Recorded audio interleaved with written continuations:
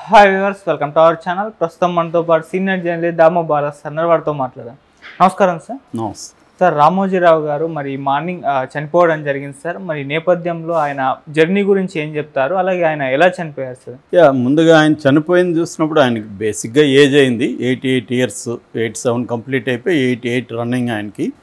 So ఆయనకి గత కొంతకాలంగా హెల్త్ బాగాలేదు. మొన్న హార్ట్ ప్రాబ్లం వచ్చింది. 5వ తేదీ స్టార్ హాస్పిటల్లో జాయిన్ చేశారని చెప్తున్నారు. సో నిన్న కొద్దిగా సీరియస్ అయ్యి వెంటిలేటర్ మీదకి నైట్ వెళ్ళారు. నైటే వార్తలు వచ్చాయి, వెంటిలేటర్ మీదకి వెళ్ళారు. అంటే ఆల్మోస్ట్ చనిపోయారు. డిక్లరేషన్ మార్నింగ్ చేస్తారేమో అన్నట్టుగా నైటే నాకు మెసేజ్లు వచ్చాయి. సో దానికి తగినట్టుగానే మార్నింగ్ 4:50కి చనిపోయినట్టుగా డిక్లేర్ చేశారు. సో బేసిక్గా ఆయనకి ఏజ్ రిలేటెడ్ ఇష్యూస్ అని చెప్పాలి. ఇమ్మీడియట్ కాజ్ అయితే హార్ట్ ప్రాబ్లం. ఇక ఆయన బేసిక్గా ఆయన కంపెనీలు తీసుకుంటే ఆయన ప్రధానంగా వ్యాపారవేత్త, తర్వాత జర్నలిజంలో దాన్ని ఏమంటారు, ఒక లెజెండ్. ఆయన ఎడిటర్గా కూడా, ఈనాడుకి ఎడిటర్గా కూడా 46 సంవత్సరాలు పనిచేశాడు. అట్లాగే కళారంగము, సినిమా రంగము, సాహిత్య రంగము, సైన్సు, తర్వాత టూరిజము, హోటల్సు, చిట్ ఫండ్సు, ఇంకా చాలా రకాల వ్యాపారాలు, అడ్వర్టైజింగు, పచ్చళ్ళు, అంటే ఫుడ్ అనుకోవచ్చు. సో వీటన్నిటికీ తలదన్నేటిగా రామోజీ ఫిల్మ్ సిటీ. సో ఇలాగా ఆయన కంపెనీలు ఒకసారి చూసుకుంటే మనం Margadarsi, Eenadu, ETV, news time, Usha Kiran movies, Mayuri distributors, Priya పచ్చళ్ళు, image advertising, Dolphin hotels, Kalanjali, Brisa, Kalorama printers, Vasundhara publications, Dolphin hotels, film city. ఇలా అంటే దాదాపు ఒక 30-40 కంపెనీస్ ఆయన ఉన్నాయి. అందులో సక్సెస్ఫుల్గా రన్ అయినవి ఒకటి మార్గదర్శి, తర్వాత డాల్ఫిన్ హోటల్సు, ప్రియా పచ్చళ్ళు, ఈనాడు అండ్ ఈటీవీ, ఈ గ్రూప్ అనమాట. దాని తర్వాత సినిమా రంగంలో కూడా ఆయన ఉషా కిరణ్ మూవీస్ పేరుతో వచ్చారు. సో బేసిక్గా ఈయన బయోగ్రఫీ మనం టూకీగా చెప్పుకుంటే, వీళ్ళది కృష్ణా జిల్లా పెద్దపాడు. ఇది మన గుడివాడకి దగ్గరలో ఉంటుంది. యాక్చువల్గా వీళ్ళు పామరు దగ్గర ఉన్న ఒక చిన్న పల్లె నుంచి వీళ్ళ ముత్తాత ఈ పెద్దపారుపాడుకి వెళ్ళినాడని చెప్తారు. వీళ్ళది కమ్మ సామాజిక వర్గం. చెరుకూరి వెంకట సుబ్బారావు, వెంకట సుబ్బమ్మ వీళ్ళ అమ్మ నాన్న పేరు. వీళ్ళది కొద్దిగా మరీ పూర్ ఫ్యామిలీ అయితే కాదు, వ్యవసాయ కుటుంబం. అక్కడంతా కూడా కొంత ల్యాండ్ అది బాగుంటుంది, ప్లస్ వాటర్ సోర్స్ ఉంది కాబట్టి మంచి కమ్మ మోతుబరి అని చెప్పచ్చు. సో వీళ్ళకి మంచి పెంకుటిల్లు ఉండేది అప్పట్లోనే. సో తన ఇద్దరు అక్కలు రాజ్యలక్ష్మి, రంగనాయకమ్మ. రాజ్యలక్ష్మి ఆల్రెడీ చనిపోయారు, రంగనాయకమ్మ ఉన్నారు. సో ఈ ఇద్దరు ఆడపిల్లలు పుట్టిన తర్వాత మగపిల్లవాడు కావాలని వాళ్ళ అమ్మ నాన్న అనుకుంటే చాలా గ్యాప్ తర్వాత ఇతను పుట్టాడు. ఇతను ఎప్పుడు పుట్టాడంటే వాళ్ళ తాత రామయ్య ఆయన చనిపోయిన 13 రోజులకి ఈ అబ్బాయి పుట్టాడు. సో దాంతో వాళ్ళ మామూలుగానే చాలా ఫ్యామిలీస్లో, ముఖ్యంగా నాకు తెలిసి కమ్మ ఫ్యామిలీస్లో తండ్రులు చనిపోతే తండ్రుల పేర్లు, తాత చనిపోతే తాతల పేర్లు అలా పెడతారు. ఇప్పుడు రామానాయుడు రానా అని పెట్టారు కదా, అదే పేరే. అట్లా చాలాసార్లు అది వారసత్వం వస్తుంటుంది. సో అలాగా వీళ్ళ తాత పేరు రామయ్య అని ఈయనకి పెట్టారు. ఇతను చాలా గ్యాప్ తర్వాత పుట్టిన బిడ్డ కాబట్టి అల్లారు ముద్దుగా పెంచారు రామయ్యని. సో ఇతను అయితే 5వ వయసులో స్కూల్లో జాయిన్ చేసేటప్పుడు వాళ్ళు రామయ్య అని నీ పేరేంటి అని అడిగితే రామోజీ అని చెప్పాడు ఇతను. మరి ఇతను ఎందుకు రామోజీ అని చెప్పాడు అనేదానికి కరెక్ట్గా కారణం ఎవరు చెప్పలేదు. కానీ మేబీ వీళ్ళది శ్రీ వైష్ణవ సంప్రదాయంలో భక్తి ఫ్యామిలీ అనమాట. ముఖ్యంగా వీళ్ళ అమ్మ బాగా ఒక బ్రాహ్మిన్ కల్చర్లా ఉండేది ఇంట్లో. శుచి పాటించడం, శుభ్రత పాటించడం అవన్నీ ఈయనకు కూడా వచ్చాయని చెప్తారు అమ్మ నుంచి. సో మేబీ ఈ రామోజీ అనేది యాక్చువల్గా మరాఠీ పేరు. మనకి నానాజీ, రామోజీ, సుంకోజీ శివాజీ, ఇవన్నీ కూడా మరాఠీ కల్చర్ నుంచి వచ్చింది. మనకి మరాఠీ కల్చర్ నుంచి కూడా చాలా పేర్లు, మనకి శివాజీ అనే పేరు వెరీ కామన్ కదా ఇక్కడ. సో అలాగా వీళ్ళ మరి ఈయన ఎక్కడైనా చూసాడా రామోజీ అనే పేరు, ఈయనకి ఎట్లా తెలుసు? ఎందుకంటే 5 ఏళ్ల వయసులో నేను రామోజీ, నా పేరు, నాకు రామయ్య అంటే నచ్చలేదని చెప్పడం అనేది కొద్దిగా ఆడ్గా అనిపిస్తుంది. ఆయనకి ఏదో మొత్తానికి తన రామయ్య అంటే ముసలోడు అన్న ఫీలింగ్ ఏదో ఉంది. సో అందువల్ల రామోజీ అని పెట్టుకున్నాడని చెప్తారు. అక్కడ నుంచి ఈయన పేరు రామోజీగానే నమోదైంది అనమాట. సో రామోజీ రావు తర్వాత యాడ్ అయింది, ఫస్ట్లో రామోజీగా ఉండేది. సో అక్కడ ఈయన చిన్నప్పుడు స్కూలింగ్ జరిగింది. దాని తర్వాత హై స్కూలు అప్పట్లో ఇంకా ప్రైవేట్ లేదు కాబట్టి మున్సిపల్ స్కూల్లోనే గుడివాడలో చదువుకున్నాడు. దాని తర్వాత అక్కడ ఇంటర్మీడియట్, దాని తర్వాత అక్కడ డిగ్రీ కూడా బీఎస్సీ చదివాడు. దాని తర్వాత అది గుడివాడలో ఏఎన్ఆర్ కాలేజ్గా మార్పు చెందిందని చెప్తారు. సో దాంతో చిన్నప్పటి నుంచి కూడా ఇతనికి ఏంటంటే ఇంట్లో అమ్మతో ఎక్కువ చనువు ఉండేది. అమ్మతో తిరగడం, వంటల్లో సహాయం చేయడం, అక్కలతో కూడా బాగా అల్లారు ముద్దుగా చూసుకునేవాళ్ళు, ముఖ్యంగా ఇలా చిన్నక్క రంగాయకి. సో ఇలాగా ఇంట్లో అమ్మతో హెల్ప్ చేయడం, తర్వాత వ్యవసాయ పనుల్లో కూడా హెల్ప్ చేయడం ఉండేది. రెండోది ఏంటంటే తనకు బొమ్మలు వేసే అలవాటు ఉండేది, డ్రాయింగ్స్ అవి ఇష్టం ఉండేది అన్నమాట. సో అలాగా డిగ్రీ అయిపోయినాక బిలాయిలో ఒక జాబ్ కోసం అక్కడికి వెళ్ళాడు ట్రైన్లో. వెళ్తే ఆ జాబు ఇంటర్వ్యూలో ఈయన పాస్ కాలేదు, ఫెయిల్ అయ్యాడు. దాంతో కొద్దిగా బాధపడుతూ తిరుగుముఖం పడుతున్నప్పుడు అప్పుడు ఈయన అనుకున్నాడని చెప్తారు. ఏమంటే నేను సొంతంగా కంపెనీ పెట్టి నేను చాలామందికి ఉద్యోగాలు ఇవ్వాలి అనేది అప్పుడు ఆ ట్రైన్లో వస్తున్నప్పుడు ఈయన అనుకున్నాడు అనేది చెప్తారు. ఆ తర్వాత ఈయన తహసీల రామచంద్రరావు అని వీళ్ళ బంధువు ఒక ఆయన ఉన్నాడు. ఆయన యాడ్ ఏజెన్సీ ఢిల్లీలో తెలుసుంటే ఆయన ద్వారా ఈయన యాడ్ ఏజెన్సీలో జాయిన్ అయ్యాడు జాబ్లో. 1960 ప్రాంతంలో ఈయన అక్కడ జాయిన్ అయ్యాడు. జాయిన్ అయిన తర్వాత ఈయనకి 1961లో ఆగస్ట్ 19th పెనుమలూరు అని వాళ్ళ దగ్గర ఏరియాలోనే రమణమ్మ అనే ఒక ఆమెతో పెళ్లి జరిగింది. ఈ రమణమ్మ కూడా తన పేరుని రమాదేవిగా మార్చుకునింది. ఆమె కూడా చిన్న వయసులోనే తన పేరును మార్చుకుందని చెప్తారు. ఇది ఒక రకమైన కోయిన్సిడెన్స్ ఇద్దరికి, రామయ్య రమణమ్మ, రామోజీ రమాదేవిగా ఇద్దరు కూడా పేర్లు మార్చుకున్నారు. ఓకే. 61లో పెళ్ళయింది. ఈయన యాడ్ ఏజెన్సీలో కూడా డ్రాయింగ్ ఇదిగా చేరారు, బొమ్మలు వేయడానికి.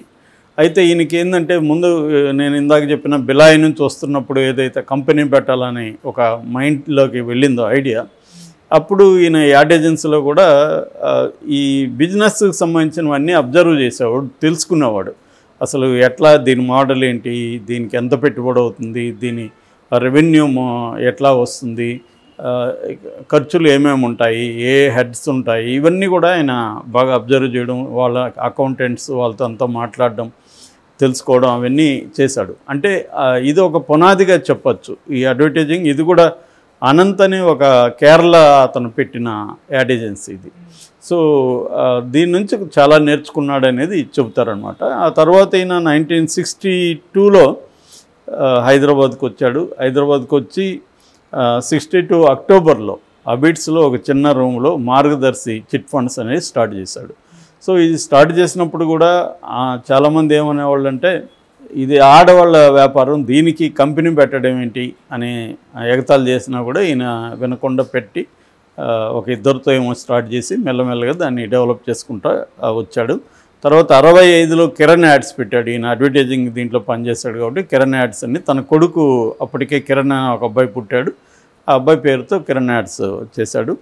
తర్వాత 67లో నుంచి 69 వరకు వసుంధర ఫెర్టిలైజర్స్ అని ఒక ఫెర్టిలైజింగ్ సంస్థ నడిపాడు. బట్ దాంట్లో నష్టాలు వచ్చాయి. అది పార్ట్నర్షిప్తో చేసింది. ఆ పార్ట్నర్స్కి డబ్బులు ఇచ్చేసి నష్టాలను కూడా తను భరించాడని చెబుతారు. ఆ తర్వాత 69లో ఫస్ట్ ఈయన పెట్టిన పత్రిక పేరు అన్నదాత. అన్నదాత వ్యవసాయానికి సంబంధించి, ఈయన వ్యవసాయ ఫ్యామిలీ నుంచి వచ్చాడు కాబట్టి ముందు నుంచి కూడా వ్యవసాయానికి ఏమన్నా మనం హెల్ప్ చేయాలి అనే ఒక కోరిక కూడా ఉండేది. మామూలుగానే మన కమ్మ సామాజిక వర్గంలో చూస్తే నేను ఆల్రెడీ ఒక వీడియోలో చెప్పాను, కమ్మ సామాజిక వర్గం ఫస్ట్ వ్యవసాయం నుంచి వ్యవసాయ ఆధారిత పరిశ్రమలకి ఎంటర్ అయింది ఆంధ్రప్రదేశ్లో. ఫస్ట్ కమ్మ సామాజిక వర్గం అంటే అగ్రో బేస్డ్ ఇండస్ట్రీస్, అంటే షుగర్ ఫ్యాక్టరీస్ కావచ్చు, ఎరువులు కావచ్చు, అలాగా ఈయనకు కూడా సహజంగా అలాంటివి వచ్చినట్టుగా మనకు కనబడుతుంది. ఈయన అన్నదాత అని పెట్టాడు. దాని తర్వాత 1970s images outdoor ad agency అని ఒక ఇది పెట్టాడు, దాన్ని ఆమె చూసుకునేది. దాని తర్వాత 1971లో ఇమేజెస్ యాడ్ ఏజెన్సీ ద్వారా ఈయనకి పరిచయాలు వచ్చి వైజాగ్లో వచ్చినప్పుడు అక్కడ అప్పటికి అది డెవలపింగ్ సిటీ, పోర్ట్ సిటీ కాబట్టి ఈయనకి అక్కడ ఇంట్రెస్ట్ కలిగింది. అక్కడ హోటల్స్ మంచివి లేవు అని చెప్పి 1971లో డాల్ఫిన్ హోటల్ పెట్టాడు. దాని తర్వాత అక్కడ ఈయనకి అప్పటికే పత్రికలు చదివే అలవాటు ఈయనకు ఉంది. ఆ హోటల్లో కూడా పత్రికలు అవన్నీ తెప్పించేసేవాడు. అప్పటి వరకు ఏంటంటే ఆంధ్రప్రభ, ఆంధ్రపత్రిక, ఆంధ్రజ్యోతి ఇలాంటి పత్రికలు ఎక్కువగా ఆంధ్ర పేరుతో ఉండేవి. సో ఈయన దీన్ని డిఫరెంట్గా మనం కూడా ఒక పత్రిక పెడదామని కోరికొచ్చింది. దాంతో ఈయన అన్నీ కూడా ఆంధ్ర ఉంది, మళ్ళీ మనం ఆంధ్ర ఎందుకు పెట్టేది, వేరేది ఏదైనా పెడదాం అనుకున్నప్పుడు హిందీలో ఆద్య అని ఒక పత్రిక అప్పుడు ఏదో ఉంటే దాన్ని ఇన్స్పిరేషన్తో ఈయన ఈనాడు అని పెట్టాడు. ఈనాడు అంటే ఈరోజు అని వస్తుంది, ఈనాడు అంటే ఈ ప్రాంతం అని కూడా వస్తుంది. బట్ ఈయన ఈరోజు అనేది ఈయన తీసుకున్నాడు. అలాగా ఈయన 1974లో తక్కువ మందితో అక్కడ ఒక సీతమ్మదారిలో చిన్న షెడ్ తీసుకొని అక్కడ స్టార్ట్ చేశాడు. నిజానికి ఈనాడుతో ఈయన లైఫ్ దశ తిరిగిందని చెప్పచ్చు. అంతకుముందు మార్గదర్శి చిట్ ఫండ్స్ వల్ల ఏమైందంటే ఈయన వ్యాపారాలకు పెట్టుబడి సమకూరింది. డబ్బులు ఎవరినో అడుక్కోకుండా తన చిట్స్ డబ్బులు వస్తాయి కాబట్టి ఆ డబ్బులతో వేరే వ్యాపారాలకి పెట్టుకుంటూ వచ్చాడు. ఇదే లీగల్గా కరెక్ట్ కాదనేది తర్వాత కాలంలో మనకి ఉండవల్లి అరుణ్ కుమార్ చెప్పాడు. ఏదేమైనా అలాగా ఈయన అక్కడి నుంచి ఈనాడు ఎడిటర్గా ఈయన ఉన్నాడు. 40 ఏళ్ళు ఎడిటర్గా ఉండి 2020లో మాత్రమే ఎడిటింగ్ బాధ్యతల నుంచి పక్కకు వచ్చి వేరే వాళ్ళ పేరు వేయడం మొదలుపెట్టాడు. అప్పటి వరకు పేరు ఈయనదే ఉండేది, ఎడిటర్లు వేరే వాళ్ళు ఉండేవాడు, కానీ ఈయనే ఎడిటర్గా చేసుకున్నాడు. నిత్యం ఉషోదయంలో సత్యం నినజించుగాక అన్న స్లోగన్తో ఈనాడు స్టార్ట్ అయింది. ఇంకా ఈనాడు ఒక పెద్ద చరిత్ర. ఈయన మొత్తం రామోజీరావు చరిత్ర చెప్పుకుంటే మనకు గంట కూడా సరిపోదు, బట్ నేను టూకీగా చెప్తున్నాను. సో ఓవరాల్గా ఈనాడుతో ఈయన ఒక బ్యాంగ్ స్టార్ట్ చేశాడు అనొచ్చు. దాని తర్వాత ఈనాడు విపరీతంగా విస్తరించింది ఎప్పుడంటే 1983లో ఎన్టీ రామారావు పార్టీ పెట్టినప్పుడు. ఒక రకంగా ఈనాడు రామోజీ లేకపోతే రామారావు సక్సెస్ అయి ఉంటాడా అన్న డౌట్ కూడా చాలామందికి ఉంది. ఈ రేంజ్లో అయితే అయి ఉండకపోవచ్చు, ఆయనకి టైం బట్టి ఉండేది. సో రామోజీరావు కూడా ఆల్రెడీ కాంగ్రెస్ మీద కోపం ఉండడం, తన కమ్మ సామాజిక వర్గం నుంచి కూడా ఒక నాయకత్వంలోకి రావాలని కోరుకోవడం, అప్పటికంతా రెడ్లే ప్రధానంగా చీఫ్ మినిస్టర్లుగా అంతా ఉండేవాళ్ళు. అలాగా కమ్మ సామాజిక వర్గం మొత్తం కూడా అండగా ఉండడం. రామోజీరావు ఏంటంటే రామారావుకి ఏ ఏరియాలో ఆ ఏరియాలో గైడ్ చేయడం, వాళ్ళ ద్వారా ఆయనకి అన్ని విషయాలను అందించడం, ఆయన వెళ్తున్న ఏరియాలంతా తన యాడ్ ఏజెన్సీ ద్వారా వాటిని ప్రమోట్ చేయడం, ఆడియో క్యాసెట్లు విపరీతంగా ఆయన సంభాషణలు ప్రమోట్ చేయడం, తనకు అప్పటికే మార్కెటింగ్ ఇవన్నీ నెట్వర్క్ ఉంది కాబట్టి దాని ద్వారా రామారావుని బ్రహ్మాండంగా ప్రమోట్ చేశాడు ఈయన. ఆ తర్వాత రామారావు అధికారంలోకి వచ్చినాక 30 లక్షల బిల్లు పంపించాడని కూడా అంటారు. దానికంతా కూడా పంపించుండొచ్చు, ఆయన బేసిక్గా వ్యాపారవేత్త కాబట్టి అవన్నీ ఊరికేందుకు ఇవ్వాలి. సో అలాగా రామారావు అధికారంలోకి రావడానికి ఈనాడు ఉపయోగపడింది. ఈనాడు సర్క్యులేషన్ ఆ టైంలో 1 లక్ష పెరిగిందని చెప్తారు. అది ఒక రకంగా ఈనాడికి ఒక పెద్ద గంతు అని చెప్పొచ్చు, లీప్ అని చెప్పొచ్చు. సో ఇంకా అక్కడి నుంచి ఆయన విస్తరించుకుంటూ వచ్చాడు. ఆ తర్వాత అదే రామారావుని పడగొట్టడానికి కూడా ఈయన విపరీతంగా రామారావుకి నెగిటివ్ క్యాంపెయిన్ కూడా చేశాడు చంద్రబాబు తరఫున. సో ఈయన ముందు నుంచి కూడా రామోజీరావు తెలుగు రాజకీయాలకు సంబంధించి దాని గాడ్ ఫాదర్ లాంటి వాడు, ఒక మాఫియా లీడర్ లాంటి వాడు. అంటే ఎవరిని సీఎం చేయాలన్నా ఎవరిని దించేయాలన్నా రామోజీరావు చేయగలడు అన్న స్థాయిలో ఆయనకు పేరు వచ్చింది. ఆ విషయంలో ఫస్ట్ ఈయన ఢీకొట్టిన వ్యక్తి YS Rajasekhara Reddy. YS Rajasekhara Reddy first రామోజీరావుని ఒక దెబ్బ కొట్టగలిగాడు, తన మార్గదర్శి మీద కేసు వేయించి. ఆ తర్వాత జగన్ ట్రై చేశాడు, కానీ ఫైనల్గా జగన్ ఆ బ్యాటిల్లో ఓడిపోయాడు. రామోజీరావే పై సాధించాడు, బట్ ఆ విజయం చూడకముందు ఆయన చనిపోయాడు. సో ఏదేమైనా రామోజీరావు మీద అనేక ఆరోపణలు కూడా ఉన్నాయి. ముఖ్యంగా రామోజీ ఫిల్మ్ సిటీకి సంబంధించి ల్యాండ్ ఆక్యుపై చేసుకున్నాడని. 2000 ఎకరాల్లో రామోజీ ఫిల్మ్ సిటీ ఉంటే ఇంకొక 2000 ఎకరాలు దానికి అనుబంధంగా ఫార్మ్స్ కానీ తర్వాత డైరీ ఇది కానీ తోటలు ఇవన్నీ ఉన్నాయి. మేము కూడా నా ఫస్ట్ సినిమా డ్రీమ్స్ని అక్కడే షూట్ చేశాము. ఆ తర్వాత నేను రాఘవేంద్రరావు దగ్గర పనిచేసేటప్పుడు కూడా మొత్తం స్టోరీ సిట్టింగ్ అంతా అక్కడే ఉండేది. ఈ నేను చెప్పిన ఈ ఎక్స్టెన్షన్ 2000 ఎకరాల్లోనే మా ఆఫీసు అక్కడ ఉండేది. సో అట్లా ఏదేమైనా ఆయన మీద ఇటువంటి అనేక విమర్శలు ఉన్నాయి. మామూలుగానే ఇండియాలో వ్యాపారవేత్తలు అనేవాళ్ళు వ్యవస్థల్ని మేనేజ్ చేయకుండా ఎవరు కూడా ఎస్టాబ్లిష్ అయ్యే అవకాశం లేదు. ఎందుకంటే మనది గ్రోయింగ్ ఎకనామీలో 1930sలో అమెరికాలో కూడా అదే ఉండేదని ఎకనామిస్టులు చెప్తారు. సో ఇక్కడ కూడా అంతే. సో మనకేందంటే వ్యవస్థల అన్నిటినీ ఉపయోగించుకొని తమ పరపతి ద్వారానో లేకపోతే లంచాలు ఇచ్చో ఉపయోగించుకొని తాము గ్రో అవ్వాలి. అదే పద్ధతిలో ఈయన కూడా అయ్యి ఉంటాడు, నో డౌట్. బట్ ఖచ్చితంగా ఈయన తెలుగు జాతి కావచ్చు, లేకపోతే తెలుగు సంస్కృతి కావచ్చు, కళారంగాలు, జర్నలిజం అన్నిట్లో రామోజీరావు ముద్ర లేకుండా ఏది లేదు.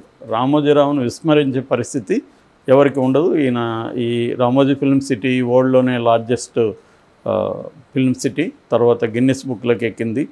సో ఆయన కొన్ని లక్షల మందికి ఇండైరెక్ట్గా డైరెక్ట్గా ఉద్యోగాలు కూడా ప్రొవైడ్ చేశాడు. అయితే ఆయన రామోజీ ఫిల్మ్ సిటీ పెట్టిన చుట్టుపక్కల పల్లెల్లో ఉన్న యూత్కి కూడా తన రామోజీ ఫిల్మ్ సిటీలో జాబ్స్ ఇచ్చాడు. దాదాపు 78,000 మంది అక్కడ పనిచేస్తుంటే మేము ఉన్నప్పుడు కూడా మేము అవన్నీ విచారించాం. ఎక్కడంటే ఆ ఊర్లలో వాళ్ళకందరికీ ఇచ్చాడు. ఆ ఊర్లోని కూడా డెవలప్ కూడా అయినాయి. వాళ్ళ ల్యాండ్స్ వాల్యూలు పెరిగినాయి. వాళ్ళకు కూడా ఫైనాన్షియల్గా కూడా డెవలప్ అయింది ఈయన రామోజీ ఫిల్మ్ సిటీ వల్ల. ఏదేమైనా వివాదాస్పద వ్యక్తిగా కూడా ఆయన రికార్డు సృష్టించాడు. ఒకప్పుడు ఈనాడు కోసం వెయిట్ చేసేవాళ్ళు తెల్లారితో, అలాంటిది ఈనాడు ఫ్రీగా ఇవ్వాల్సిన పరిస్థితి ఏర్పడింది చివరికి వచ్చేసరికి కూడా ఈయన మీద విమర్శలు ఉన్నాయి.